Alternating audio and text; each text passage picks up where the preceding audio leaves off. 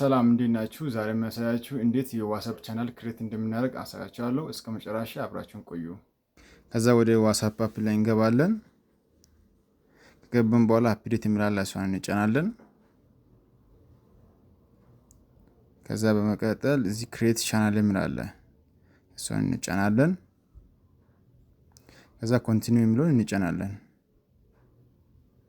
ከዛ ለቻናላችን ስም እንጽፋለን። ከጻፈን በኋላ ፕሮፋይል መቀየር እንችላለን። እዚህ ፕሮፋይል ላይ ነክተን ከዛ ፕሮፋይል ፒክቸራችን እንመርጣለን።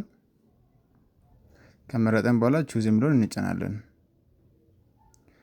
ከዛ በኋላ ክሬት ቻናል የሚለውን እንጫናለን። በቃ እንደዚህ በቀላሉ ቻናል ክሬት አደረገን ማለት ነው። እንዲህ በቀላሉ ቻናል ክሬት ማድረግ ይቻላል። ለቻናላችን አዲስ ከሆናችሁ ላይክ እና ሰብስክራይብ በማድረግ ቤተሰቡ ነው።